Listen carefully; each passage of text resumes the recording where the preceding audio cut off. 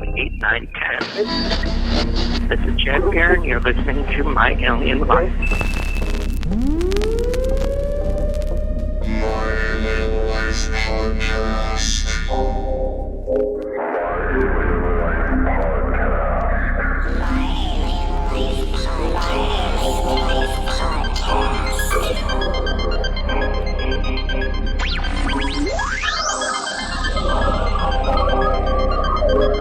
Three, two, one, zero, and liftoff.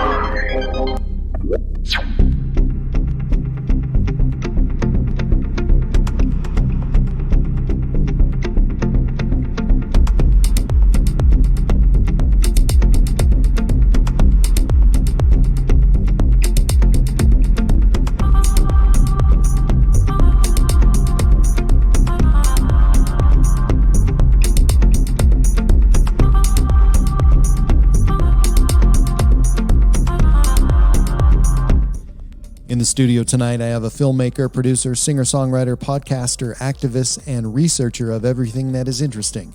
From Ontario, Canada, Zena Hagerty is here. And from Michigan, a researcher and creative artist who has spent a lifetime reaching new discoveries in science and the arts, and who has also literally reached out to the cosmos to connect with and experience the unknown. John Shepard is here as well. Thank you both so much for joining me, and welcome. Yeah. Thank you. So hi John. We all came from various backgrounds, and I have two people I'd like to share with the world tonight, but also share a lot in common. And tonight I'd like to borrow your expertise from the many areas and also your objectivity, because you'll hear from my story later and my skepticism, despite having a sighting that will almost sound familiar to just about everybody out there and most of the listeners to my Alien Life podcast. So, but first I want to talk about you two. How's it going? Zena, you and I've talked extensively over the last 2 years about the strange, the beyond, and guitars, whatever else you can imagine. And art. Art. And you're able to discuss almost anything with me using a scientific and artistic approach, as well as a spiritual approach. So how is it that you're able to do that, and where does that come from? How are you so multifaceted? Well, my basic story for that would be to say that to take on a spiritual journey requires you to have a basic understanding of the scientific method, because it's part of our method. It also includes learning and the awe and wonder of existence, so you want to learn. And I like to practice in things. So there's many things I've worked in, music, of course, for 50 years now, for example, and multiple other things. And, you know, in the process of this, I have my own personal things I've witnessed.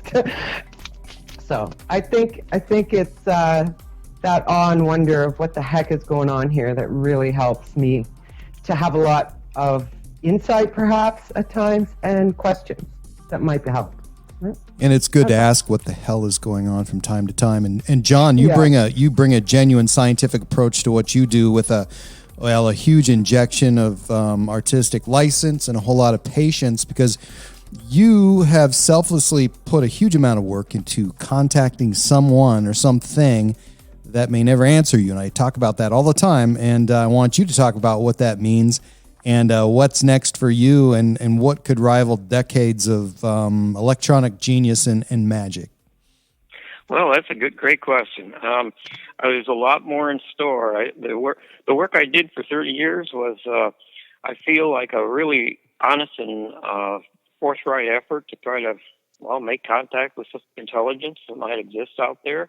We live in a vast universe with limitless possibilities, both design and otherwise. And I think there's a lot here that still can be, by a major amount, studied and researched. And saying anything now about the project then is kind of looking back in the past, because the project's pretty much on hold. It's in storage and so on, the equipment, so on and so forth.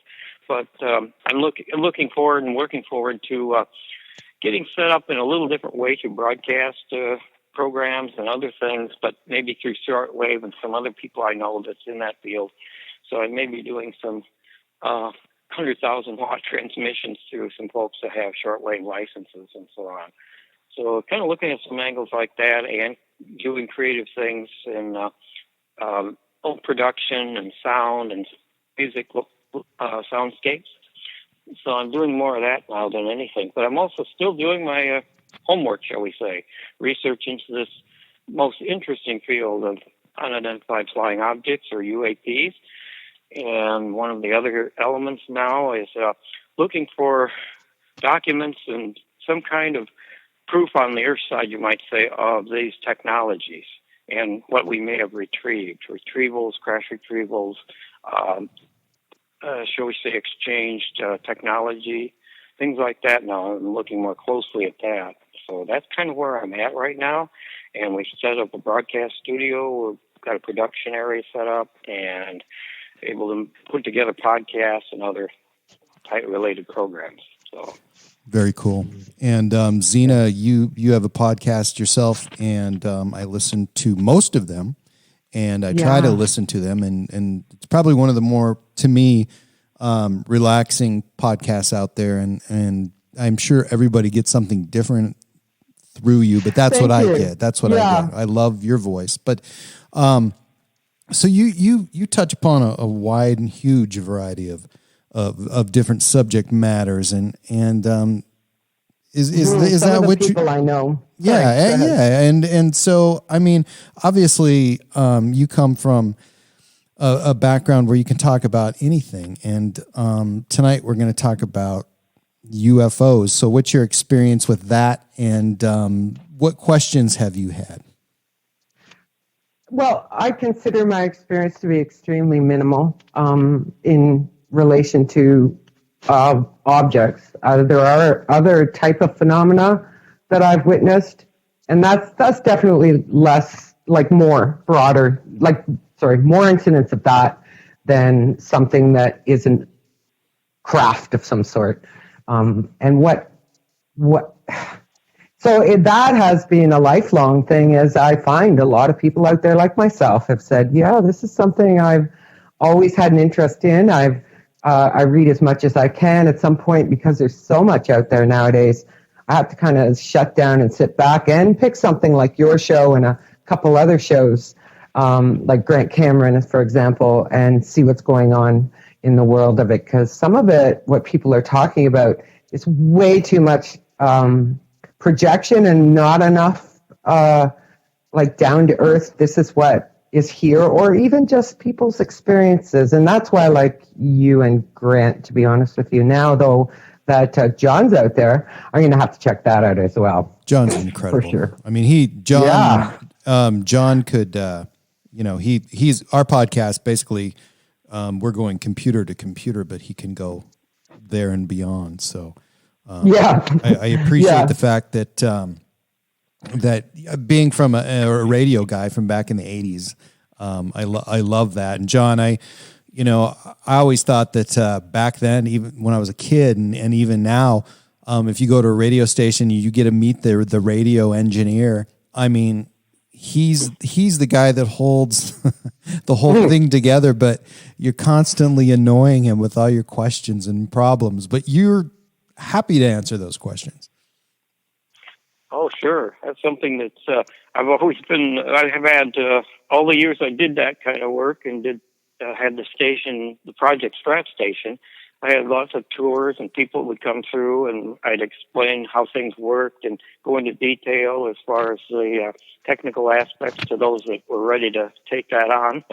And I would share that information with them and show them working, hands-on working with the equipment, showing how things are set up and how they read out on the meters and the displays and stuff like that, and what kind of power was feeding it and how that worked, and the frequencies and all those other wonderfully intricate technical details. So we used to have tours through the lab. The Cub Scouts would come through. It was really neat. The Cub Scout leader would bring a group of scouts in, and they would just fascinate it. It was a blast for them, and it was fun for me to share my knowledge and kind of give them tips and ideas of how this technology actually works. And that was a good, really positive side of all of it. Besides the research and all that, there was always the human interaction, the sharing of ideas, and being open about how to approach these kind of things, technology as well as the unidentified. And it's fascinating work for that reason. I think that adds a special element to it, a human value to it. So it's not so bare bones scientific that it becomes just a dry technical thing. It offers something more, I think. And that was fun for me. I mean, on a personal level, that was something that was useful. I think Zena has a question. Go, Gina. Yeah, this is for myself, because I know, but I don't know. I don't recall you interviewing John. Have you interviewed John before, or am I wrong? John has, of course, you can see John on Netflix, but we did a show. Oh, yeah, you sent me. Oh, you have done one. So your audience does know that one of the basic things that hadn't been said about John's work is that he's transmitting, or was, for a very long time. How many, 30 years? Am I wrong? Yeah, 25 to 30 years. 25 years transmitting into space, basically. Right. John, what was the square footage of your house at the time? How much was filled with electronic gear? What was the square footage? Oh, that's what I'm going to see. It was like 1,600 square feet and 2 levels. About 2 levels. It's big. Right. Yeah. It's incredible, the photographs. I've seen a couple of them, and John informed me that he has a large collection because we both worked in black and white film for quite a while, just photography and darkroom stuff and whatnot. And so I know the photos I have seen. I find them really exciting, and I do want to know more. It's amazing. Well, I think what's really cool to me is the fact that I love the picture of him and his grandmother. He's sitting there at the helm of his electronic wizardry, and grandma's there, and they both look equally relaxed. And that of course will go down in history, that piece. But I think all of the other photos are pretty amazing as well. But that one definitely, as soon as I saw it, my heart just went, "Wow, that's beautiful." Yeah, that's and I ran into him a while back completely by accident, and sort of been waiting to do a show with him. I'm glad to have him back. But tonight I'd like to discuss a topic that it's been on the news and on Thousands podcast. It's been on network news, and it may have been something I experienced. And I had written an article about it, and I know you both read the article, and I wrote regarding that sighting that I had in March 2019. That might ring familiar with our listeners in both, because if you're fans of the Art Bell Show back, I think it was 2004, Art did a show about a sighting by naval aviators and different types of sightings of UAP on the west coast, and at that time. That was a unique sighting, but since then, it's been in the news as we don't have to go far back. It was back in July that more information from that sighting came out, as well as the pilot. There was 3 videos. They were titled "The Gimbal," "The Go Fast," and "The Fleer," and there was the story of David Fravor, who was the aviator in the gimbal video, and well, it was publicly released via they weren't Navy, were they? They were Air Force, was it? I can't. Well, the Pentagon I know released some of that, but of course, not to jump too far ahead, but the Department of Defense, they were working with the To the Stars Academy on UFO related matters, and those videos were declassified, I'm assuming because of their efforts, and one thing that there's a lot of question marks, but question marks meaning that I've always been kind of skeptical as why they were released. We've had there's a lot of weird questions about that. Yeah, and then we've had weird questions. Congress talking about it.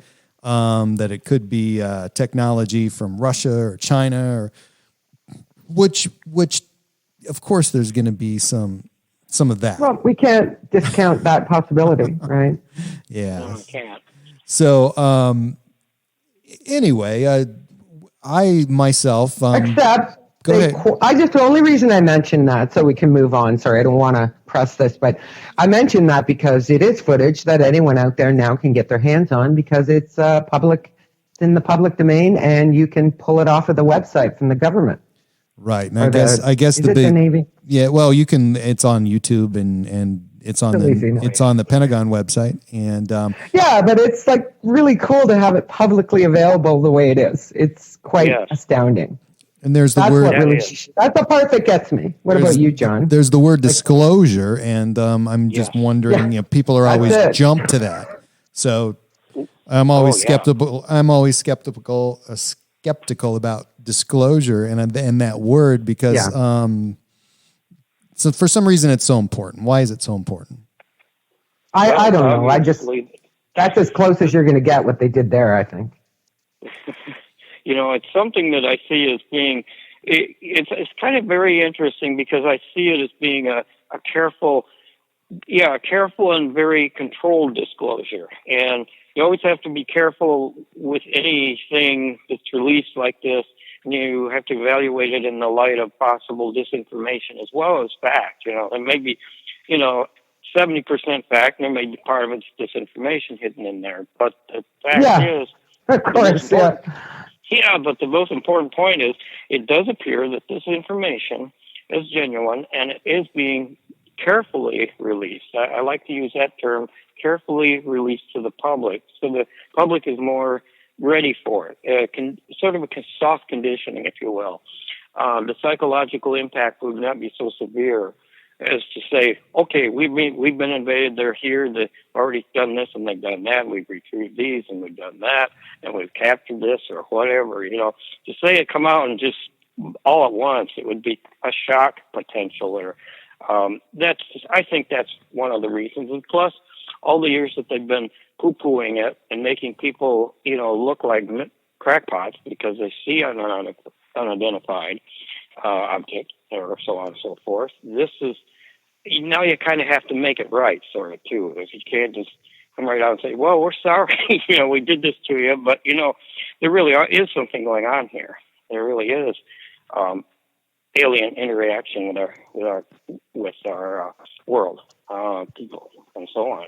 Well, may I offer that I do have a background in Canadian military, which doesn't mean a lot, but it does mean that I'm familiar with how these institutions are slow to do anything and why. There's multiple reasons why, and of course, the first one is it a danger to the public, right? Let's face it. I mean, in a physical way, if we even told them, is it a danger? So they do want to think of these things, but my experience with these people is that they just really are not generally bright enough to be really researching something like this. It's going to take some absolutely amazing, brilliant people to figure out what the heck is going on. And even then, I don't know if we will. I don't know. But I do know, I agree with you that, Cameron, about disclosure, and John as well, that this is something that, is it the right word? I guess people use it, but I don't understand the use of it. That's a good point. I find it really interesting because, like this, to the Stars Academy, the very fact that they seem to be, if you will, sort of elected to maybe release this information. Maybe there's a little cooperation here between the government agencies or intelligence services to maybe have them as a public outlet, if you will. This is very interesting. I find this very curious development. So I'm keeping a very close magnified eye on that to see where that goes and how that unfolds. I've also been privy to some documents that I've seen of technology that is almost indescribable. It's so far advanced beyond what we have here, what we normally would even attempt to do. that I mean, it stretches the imagination and your ability to interpret that information. They've had And people in stretches Silicon the Valley. physics of what we know and understand as well, right? Oh yes, oh Yeah. yes, Okay. way beyond. I Way- thank you and other people who do observe certain organizations like them and whatnot and truly keep their eye on it. I have to say that I just, certain things, if I get a feeling of, if it creeps me out, I won't watch it. And I know that's not right. So I do rely on people like you and Cameron to kind of keep, and a few other people to keep their eye on these things. That organization creeps me out. There's a couple other people, and that's a personal issue, and I know it may prevent me from learning things I need to know. Oh, well. I think that well, it's okay. I think it's important Yeah. to. I like your point, Zena, about that the military may not be capable of studying this properly, and one of the things that we would look at is what is something similar, what is something that we can relate to. Can I give you an example? Well, I'm talking about Sorry, go ahead. the U.S. Secret program to develop nuclear weapons, and Yeah, okay. you know, Great. Yeah, on great that example. vast scale where they gathered up all the best scientists, you know, in the world and stole some Yep. of the best scientists in Put the some- world and put Nazis in there. right, No, and they didn't put they Nazis in there. you know, they basically Well, that was later. they basically walled everybody in, and you know, it came to a point where they were made to do this, and Yeah, there's something really cool to the idea where I'm wrong and you're right with that they can really put their energies in, but they also came up with bat bombs at the same time. I don't like so they, the nuclear. I mean, the nuclear process was only one of the programs they had. There was a lot of energy going into it. So yeah, okay, I agree with you. I get where you're going. Sorry, I'm going to shut up and. But it's been, you know, it's a little. little tougher to do that now in secrecy. There's a lot less open space out there Oh to do this yeah, in, okay, because it's too easy to exchange information, right? So, you know, we can exchange information with globally within seconds, where back then, you know, it was by word of mouth and of course, you know, a little bit of news and whatever. So it's a little bit difficult to keep it secret. So your point of, you know, the back then military. it was a little easier because nobody knew what the heck that stuff was. Right, I mean, right. the first nuclear plant was actually here in my city, in the university. It's still there. It's a very small one, and they still use it for research to this day. And the reality is that was so new, nobody would have understood it anyway. And I guess we're kind of saying that about the other possibilities that John is looking at. Did they recover crafts? My mind says no, but what do I know? I don't know. I don't feel like they have. Well, I think it's though interesting to talk about, and it is a definite that if we had to study this on a scale like we did with nuclear energy and nuclear bombs, that we would be dumping billions and trillions of dollars into that, and having to do it under a veil of secrecy that nobody's ever seen before. So it'd be tough to do. One of the things, you know, back in July of this year, on the 23rd, there was the New York Times article that talked about the gimbal go fast video, the FLIR video. Which makes me a skeptic about maybe not so much what the story's about, but the circumstance and the intent. They talk about Louis Elizondo. He's a former employee of the Department of Defense, and working with the Stars Academy. And John mentioned that seemingly they're handpicked to take this information and get it to possibly us via however. And usually it's Facebook.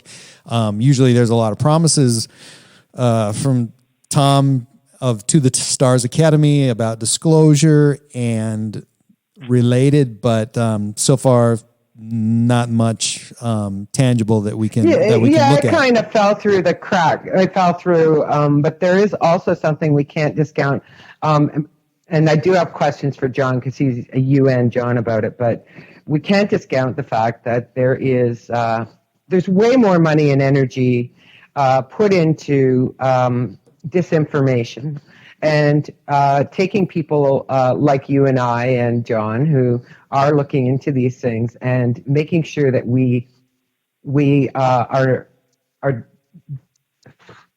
can't remember the word for it, but basically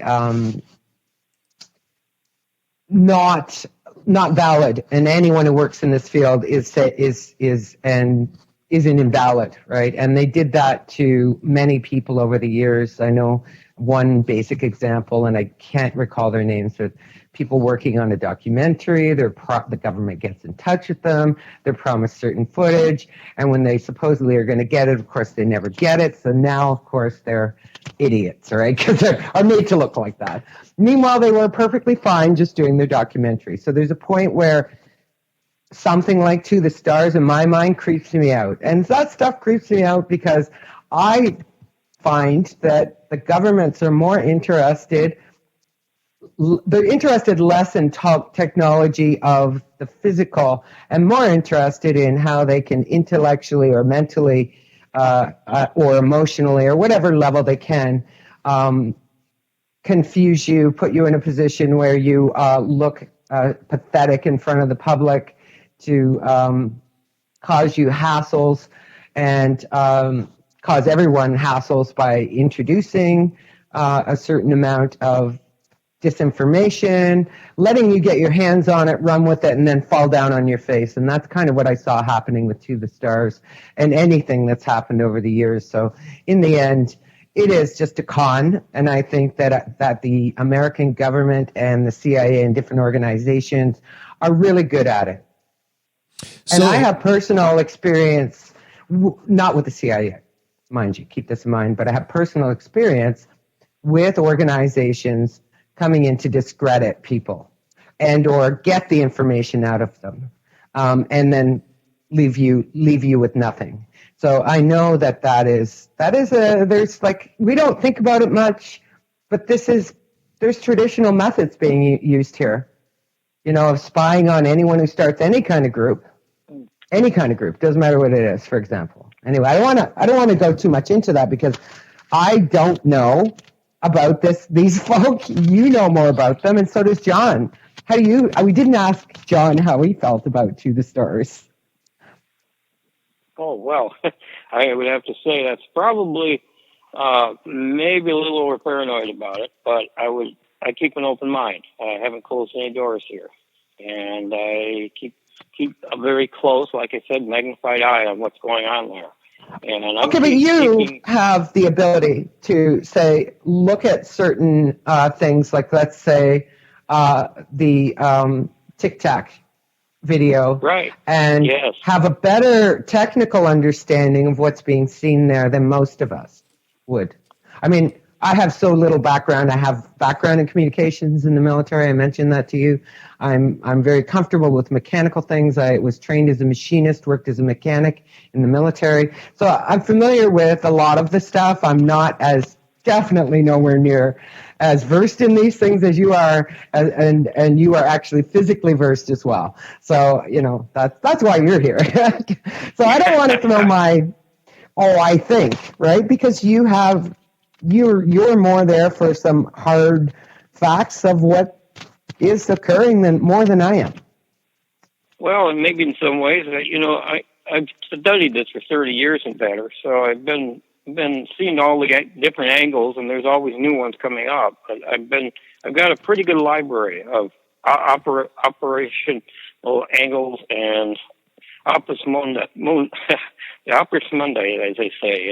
You look at it as how they operate and what they do. But getting back to a topic, I think we really need to look at here is Cameron's description of the Tic-Tac that he saw. I think there's something here to be really looked at. This is very interesting. I have reviewed this 3 times and read it, in depth and soaked it in. Yeah.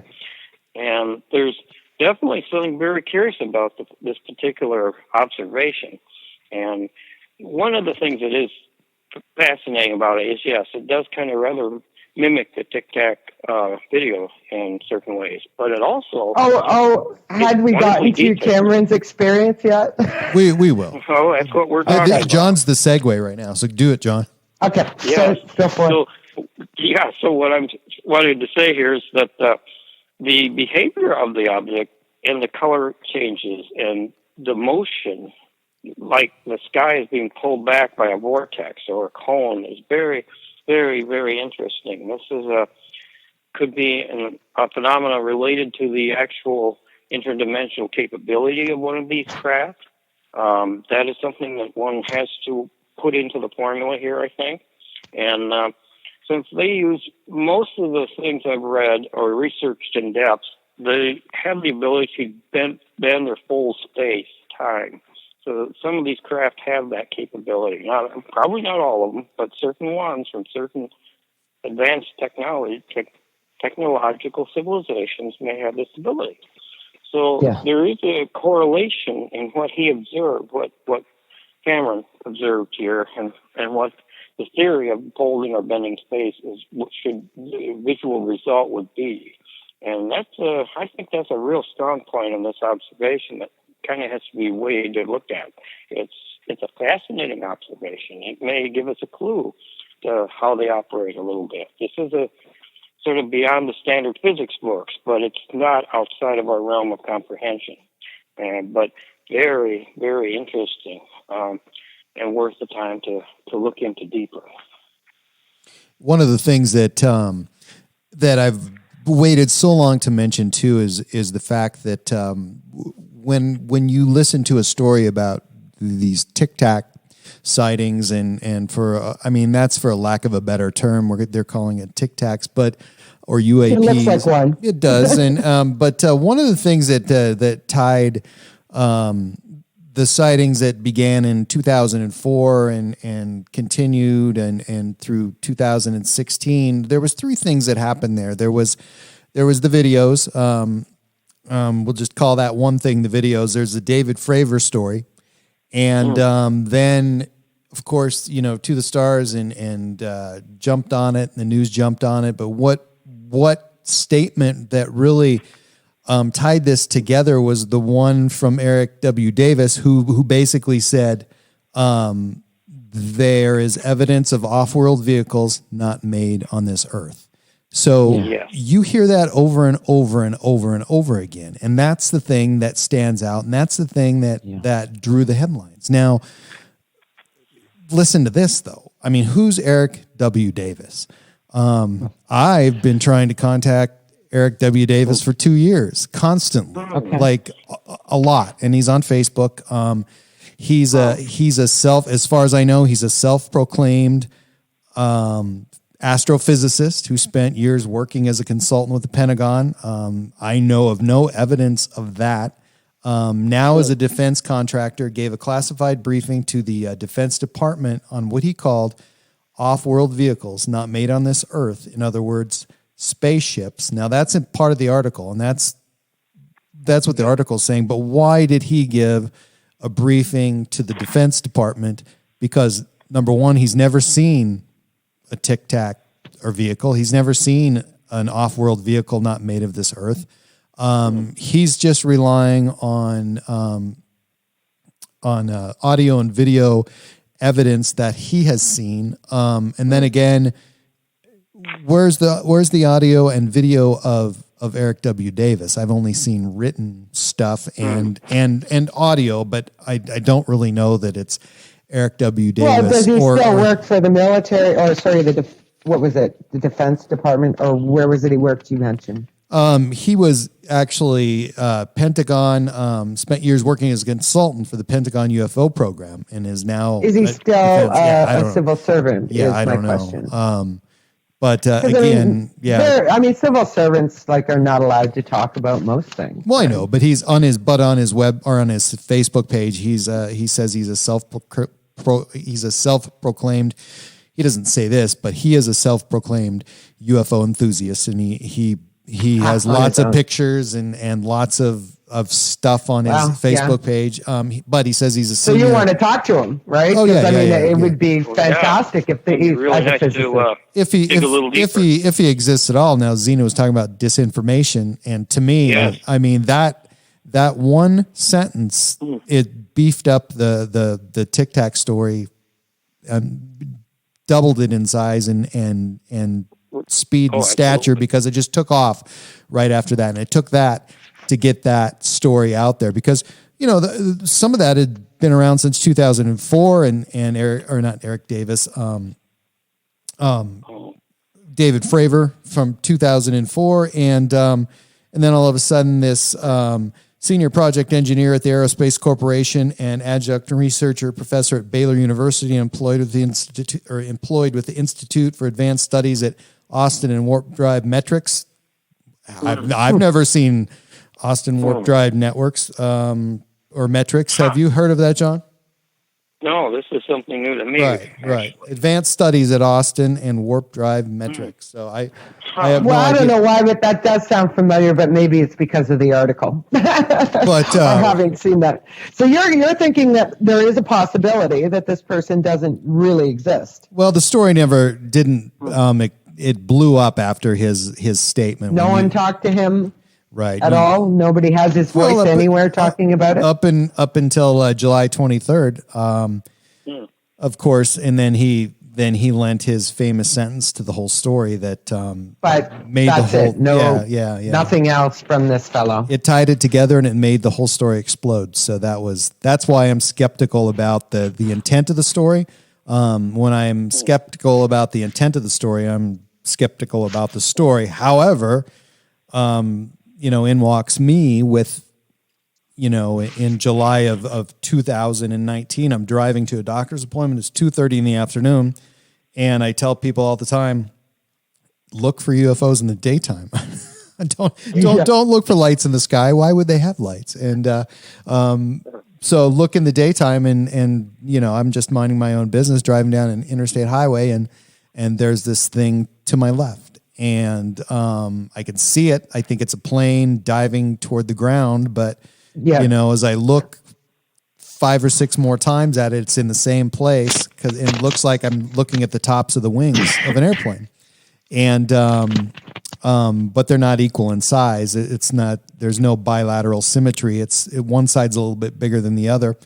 And so I quickly jump off or onto the off ramp and take a left-hand turn to cross the highway, and it's right there, right in my vision. It's receding. It's getting smaller. I can tell it's going backwards, but I'm going 45 miles an hour across the bridge and catching up. And but by the time I put on the brakes and try to get out of the car, and it's going away from me. Still very amazing fast. that it was there long enough for you to actually get a little more access to seeing it. That's pretty cool. Well, and it was right there. I mean, if you looked at the graphic that I produced, the illustration of that, I mean, that's what it looked like right in the windshield. I mean, it's that. Yeah. Just for a brief second, and then it's going backwards, smaller and smaller and smaller. But to me,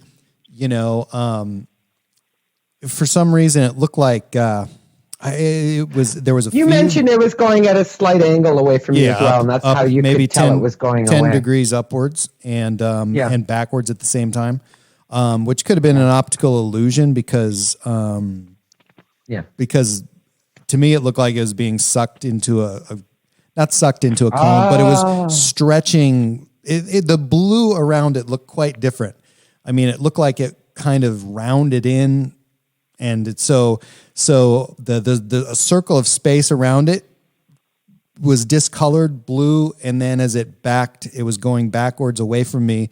To me, it looked like, again, if the sky was a sheet of latex and you pinched that object and pulled it backwards, that's what it looked like to me, and it's really hard for me to describe what that looked like because it's such a bizarre notion that could even possibly happen. But that's my feeling. And you couldn't put that in the images, right? That because you're talking that it's like there's way more to it than just although the image is very potent in itself, it does look like a Tic-Tac. So I posted just the object with a black and white background. I also posted because the the skin of the object or the exterior was changing, like shading, like from silverish to whitish to almost a gray, and so much like a squid. Like you see a squid change in the ocean. You're like, it's so unbelievable that it's actually changing. You're thinking that because you're used to seeing objects change color like that in nature, and it's because of shadowing and light shining on it. But no, a squid is able to do that. Well, there was no difference in shadowing on this object. There was no difference in light projection. The sun was off to the left and fairly lower in the sky than it would be at noon. But and this is North Montana, so the sun goes down pretty early, even in March. But there was a lot going on there right at the same time. And, people had asked me, did I take a photo? When I got out of the car, it was a blip. You're just amazed. And if you get a minute to look at something like that, that's what you want to do. I mean, it doesn't even occur to you to put something in front of your face and obstruct your vision, because you're living in the experience right there. Yeah, it's totally absorbing when you see something like that in that kind of setting. I mean, it sets you back a little, especially when you don't see these things, routinely. And that is amazing. That encounter is a really, really good, in-depth description that goes along with it, which is great. Real good observer on their part, being an observer. That's very important. Even if you didn't get a photograph or, a video or any of that, the fact that you even created a model of it or a graphic that's so detailed, so accurate. I think that's as good as a picture in a lot of ways. And it also gives us people that are researching this thing a much better idea of what you actually saw. Well, and I did immediately write it down. I don't remember how long it was before I put that on Facebook the first time, but then, I thought it never leaves your mind. And I really wanted to find out if anybody else had experienced that, and not necessarily where I was at the time, but anywhere. So, and obviously really the only way you could do that is to create some visual for them to compare, because obviously interpretive article doesn't explain the experience in detail, and so I threw that out there as much as I could so people could make contact with me and after seeing that, and obviously it would be something that they could see and connect with immediately and read the rest of it. So I did get a lot of response, and I did get some people who had seen, they thought something very similar, but it's just, you don't see that every day. And, everybody I know who have had an experience with whatever Zena black triangles, whatever. I mean, in their mind, what is that? Because you have lifetime experiences to compare to, and obviously the first thing in your mind is not an alien. At least it wasn't mine, and it still isn't. Exactly. Yeah, exactly. And I think, I'll just give a short of an experience for myself that to this day I'm like, what the heck? I spend at least, I love to look at the night sky. I always have. Since I was a child, I'd lay in it. So just about every day I get out in it.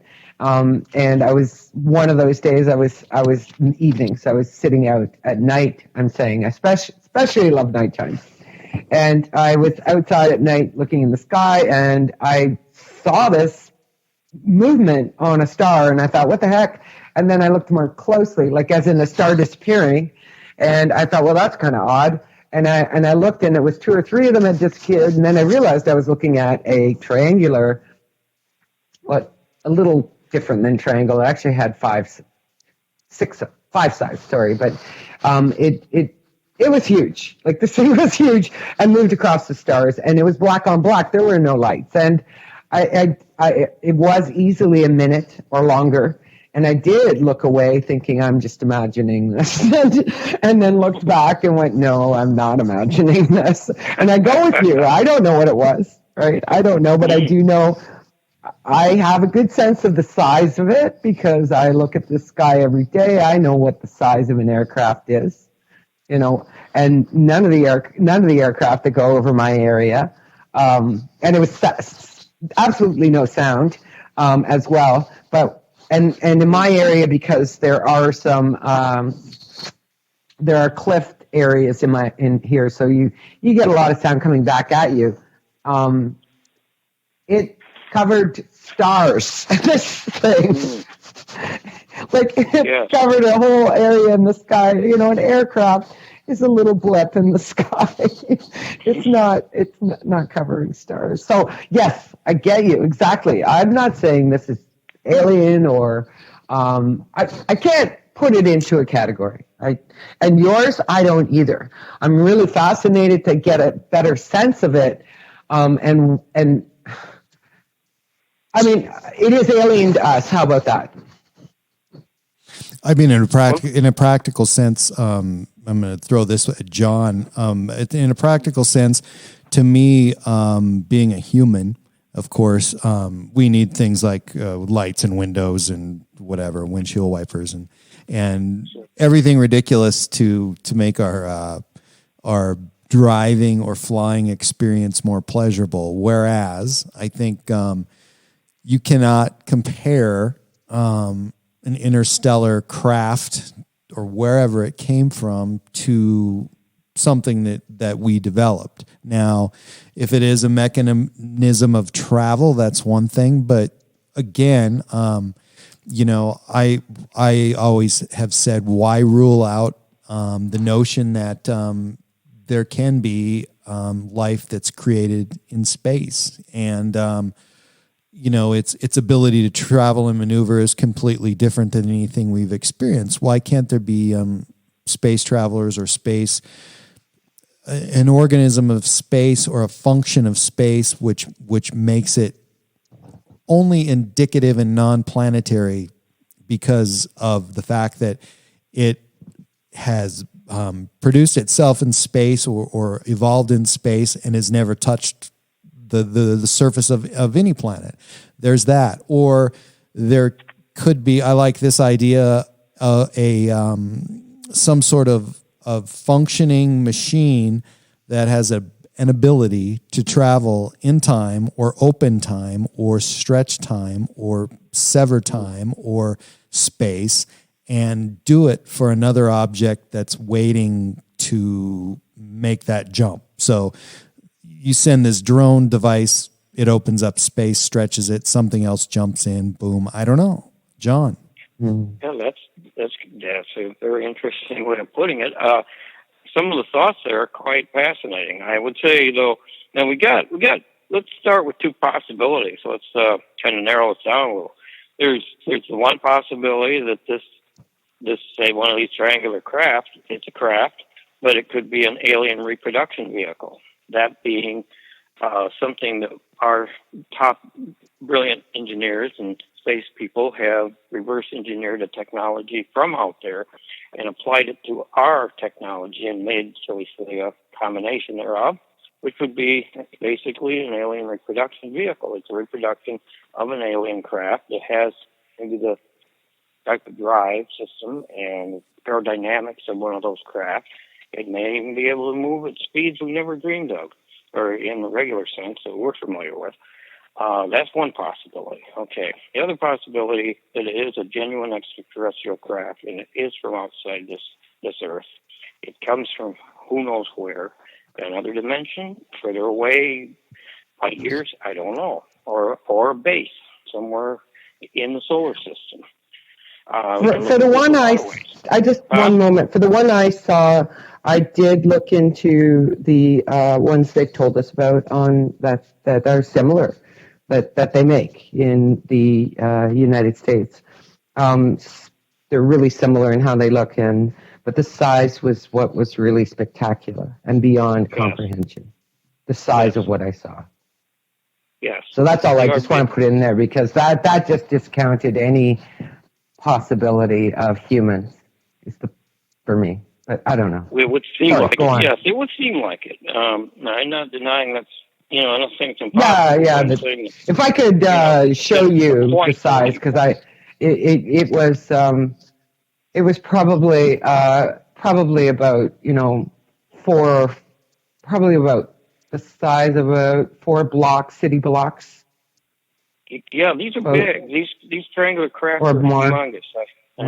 I've been studying them for quite a Or while. bigger. They're huge. They're almost like motherships. They're big. I mean, you could say Anyway, you were saying they do say, make some like it. Yeah, and I saw some. But I don't know about the other ones, right? Like made from, who knows what secret ones are. There's so much black ops money out there. There's so much black budget. Yeah, and that's why Cameron's is really unique, because they're seeing them and saying, we don't know what this is.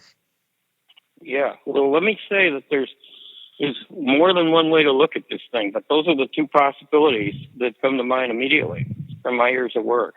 Those are the two possibilities. There aren't many others. That's the most logical pair of possibilities you've got. You have to look at it for what it could be, and eliminate all the less probable possibilities until you can prove it otherwise. But there's also the fact that some of these things I've seen, the documentation that I've got my hands on, tells me that there are things we've got or got a hold of that are even drone-like in operation. They're totally remote capable. They have AI. They are able to levitate against gravity. They can do things we just dream of. And some of the best minds in Silicon Valley and other places have had one heck of a time trying to decipher them. That's all I need to say. I mean, that's my point. There's things we are still trying to understand, the people in this area of research. And it's not your typical backyard saucer. It's usually something a little stranger and a little more intriguing in some ways. So what do you think the next step is to figuring this out? I mean, obviously nobody wants to throw together a huge group of people and build a small city and spend all that money to study it. I don't think that would work out. But that's an easy question to answer. Go. Yeah, it's an easy question. Yeah. Yeah, it actually in some ways it is, because if you remember Lieutenant Jay Corso, he worked in the Defense Department and Intelligence Services, and in a wonderful book, I've read this book 3 times, The Day After Roswell, there is a very clear description of the modus operandi of the military in dealing with some of this technology and these retrieved materials and so on. And one of them was to, in order to get it to a usable state, they would send it out very carefully, of course, to industry, private industry, to try and reverse engineer it or make devices from it, and so on and so forth. Now, Bigelow Aerospace is said to have, the rumor is that they've got some of this material, and they've been working on some stuff based on it or trying to decipher it. There were people in Silicon Valley, the Carrot Project. That's the cover name for it, or the acronym for it.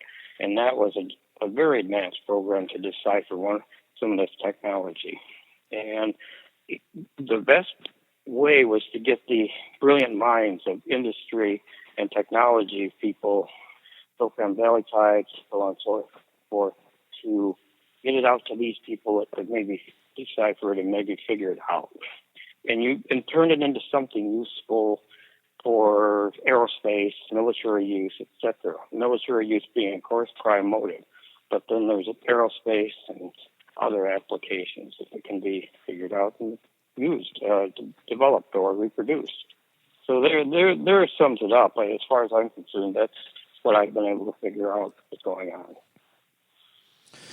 Interesting. So I think in order to, I don't know, I don't think disclosure is something that we're looking forward to in the future, in the near future. But I think that it's one thing that we're not going to have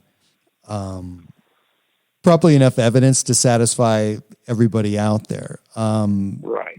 What do you think about the evidence, John? I mean, what sort of tangible piece of of hardware do we need to show people for them to be believers, and would it be enough to make everybody believers globally? Now that's an interesting question. You know, sometimes you cannot change the human mind and the preconceived concept, no matter how real your piece of evidence or physical material is. Now, in a lot of cases, I'd say your percentages will go up by quite a bit. Maybe you'll get 80% believers, if you will, or shall we say people convinced that this technology exists and that it has come from sources outside this world.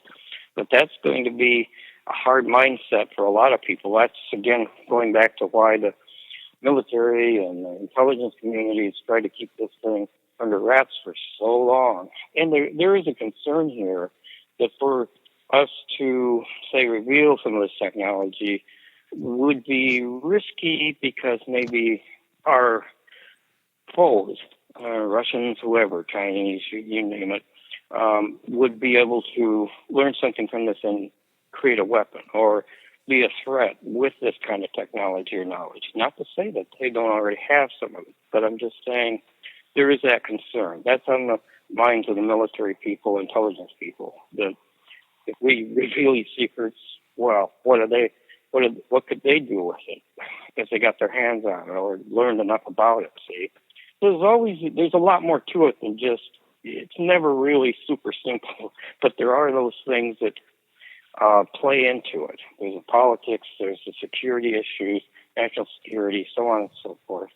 That has to be evaluated, weighed in on all of this. So it's very tricky. It's a tightrope walk for, shall we say, certain people in that realm of intelligence work. So. I'm interested in why there was a different tone and like outside of what seemed like the white Tic-Tac looking like it's a solid object and then of some sort, right? Because you can't even say that for sure, right? Or you don't know what that. Well, the instrumentation would be able to detect sounds. Your instruments aboard the aircraft that would pick those things up would be able to determine the density. So because of the type of the FLIR instruments are more detect motion and infrared, things like that, but there are radar. Well, yeah, we can't say because we don't have the radar data. We don't have like a camera that took an image because there are cameras with different levels of detection of the different levels of energy that it's picking up on, or heat even, or whatever, and it can tell you what's there, right? But we don't have that data, but we do have visual, which sure. We have a picture of, but we don't have a picture of what he was seeing around the outside edge of it. And I was wondering if you got anything from that. Is it, John? Because you have like a background in these types of things that I just wouldn't know. I mean, I try to research how things in the air and universe work, but I'm just wondering if. Some of the equipment I use include radar. High-resolution radar scanning equipment, and it had picked up objects that did not appear as typical aircraft and did not maneuver like typical aircraft. And they were solid objects, at least in the sense of radar they were. They were, the microwave signal was reflected clearly off of them as a solid, dense object. But their maneuverability was just out of this world, literally, no pun intended. They could move and jot across the screen and suddenly stop and be someplace else, and then shoot off the screen like in seconds. Moving 100 miles and no time flat and they're gone. And you just can't. You go, where'd that thing go? It's gone. It's not on the scope anymore. Just gone.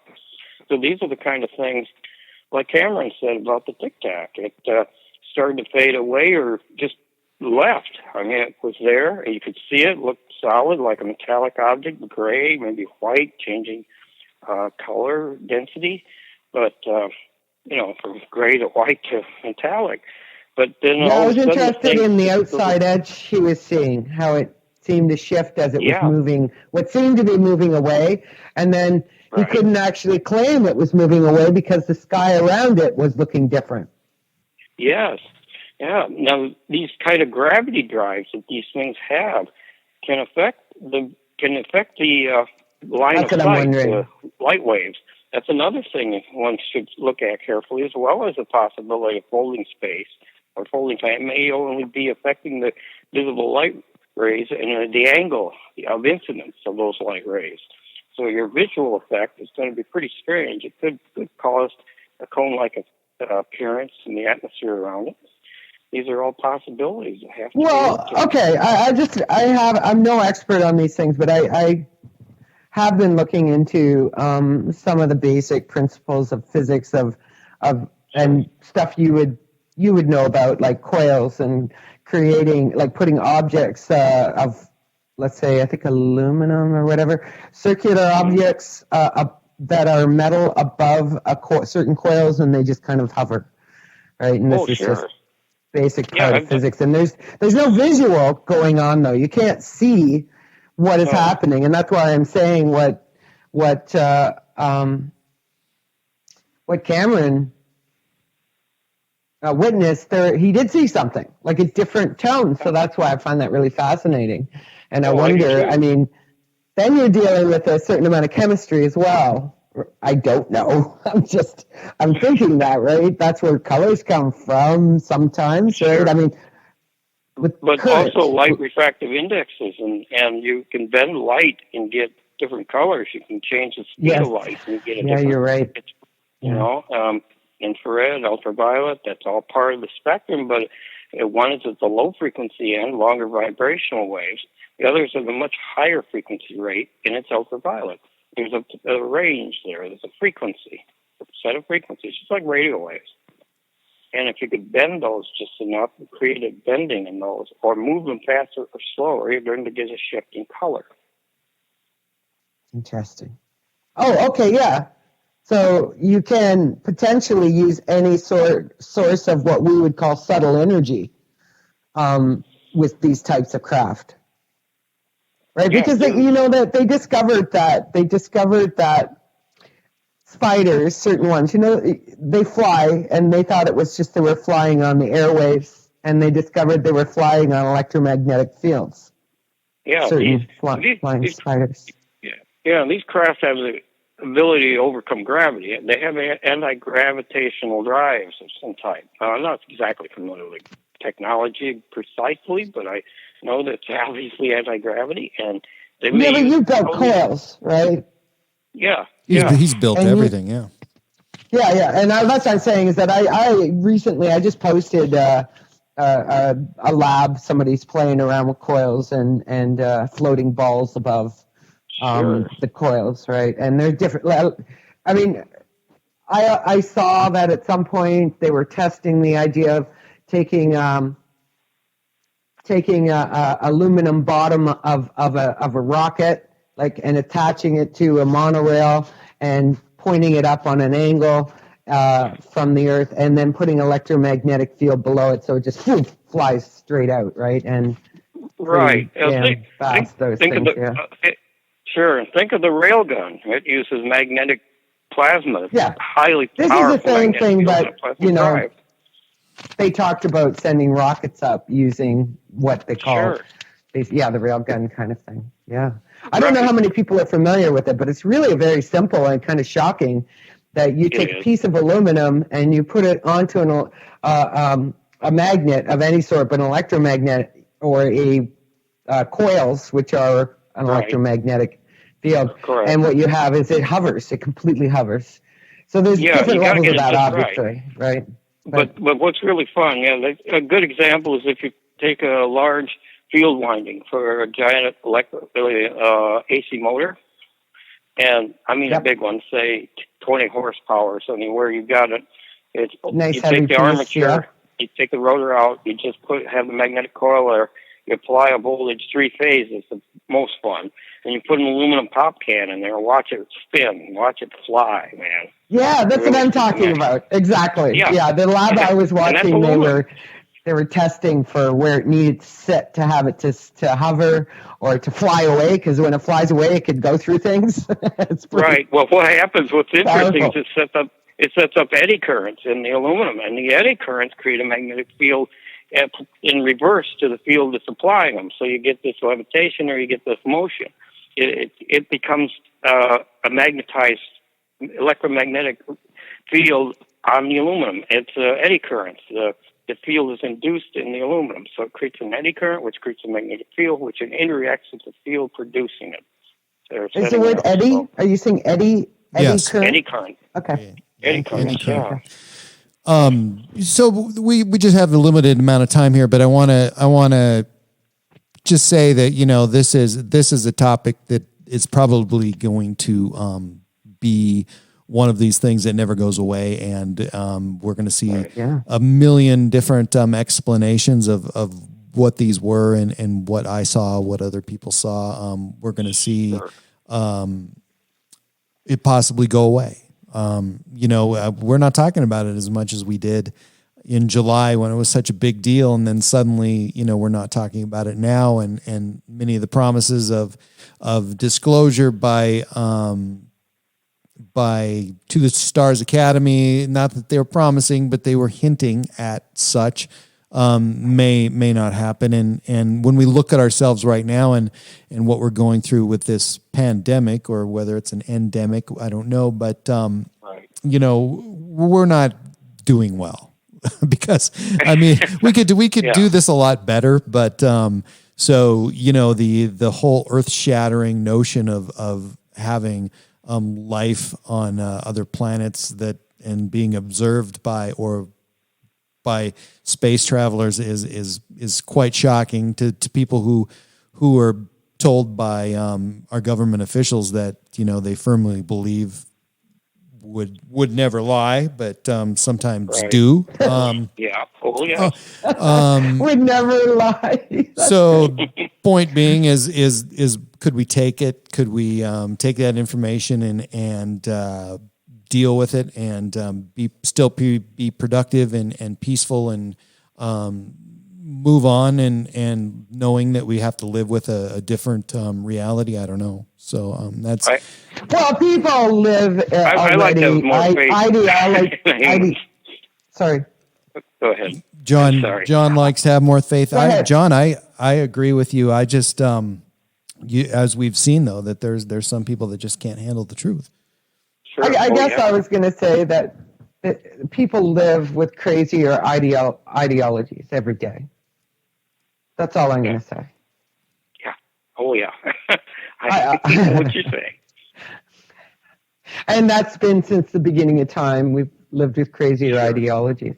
And I do want to say that I do have some clips here. I wish I love to throw them out, but I don't know where it is. It's a really cute little clip with Elon Musk, and he's at some spiritual, they're speaking about aliens, and it's a spiritual conference of some sort. And the gentleman who speaks to him says,